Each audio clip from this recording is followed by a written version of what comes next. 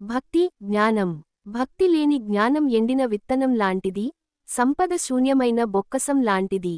భక్తి మనసును శాంతింపజేస్తుంది, ఆత్మస్వరూపాన్ని వెలిగిస్తుంది. ఈ సత్యాన్ని హంసోపనిషత్తు తెలియజేస్తుంది.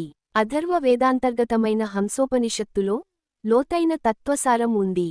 ఒక సందర్భంలో గౌతముడు సనత్కుమార మహర్షిని ఆశ్రయించి ఆత్మ, జీవుడు, ఈశ్వరుడు, దేహం, మనసు వీటి మధ్య సంబంధం ఏంటి? బ్రహ్మజ్ఞానం సులభంగా ఎలా లభిస్తుంది అని ప్రశ్నిస్తాడు. దానికి సమాధానంగా సనత్కుమారుడు ఒక పురాణస్మృతిని వివరిస్తాడు. ఒకసారి పరమశివుణ్ణి పార్వతీదేవి బ్రహ్మవిద్య గురించి ప్రశ్నించగా ఆయన హంసా సోహం అంటూ బ్రహ్మైక్య తత్వాన్ని ఉపదేశించాడు. అదే ఆ ఉపనిషత్తు సారం. ఇక్కడ హంస అన్నది కేవలం పక్షి కాదు, నేనే ఆ పరమాత్మ అనే అనుభూతి. అది ఉచ్ఛ్వాసలోనూ నిశ్వాసలోనూ ఆ పరమాత్మే ఉన్నాడన్న భావన. రోజులో సుమారు 21,600 శ్వాసలతో అజప, గాయత్రి ని మనం వల్లిస్తూనే ఉంటాం.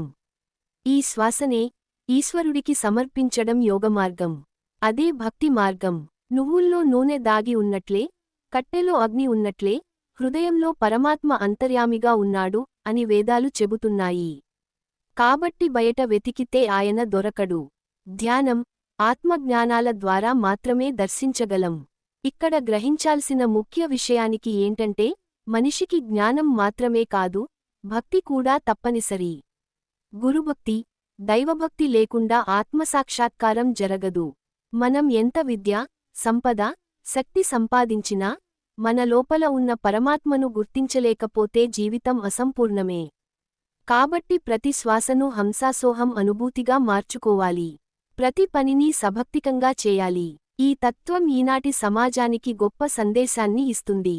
మనం ఎన్ని విభిన్న గుర్తింపులతో జీవిస్తున్నప్పటికీ నేనే పరమాత్మ అని తెలుసుకుంటే ద్వేషం, అసూయ, అహంకారం తొలగిపోతాయి. అందరూ ఒకే పరమహంస స్వరూపమని గుర్తించినప్పుడు భక్తి, జ్ఞానం సమన్వయం అవుతాయి. లోకంలో శాంతివనాలు వికసిస్తాయి. పరమాత్మను భక్తి ద్వారానే పొందగలమని ఋగ్వేదం, విశ్వమంతటా వ్యాపించిన ఆ పరమపదాన్ని భక్తితోనే చేరుకోగలమని యజుర్వేదం చెబుతున్నాయి. భక్తి ద్వారా జగత్తంతా ఒకే గృహమనిపిస్తుందని శ్రీకృష్ణుడు గీతలో స్పష్టంగా చెప్పాడు. భక్తి కేవలం ఆలయపూజకే పరిమితం కాదు.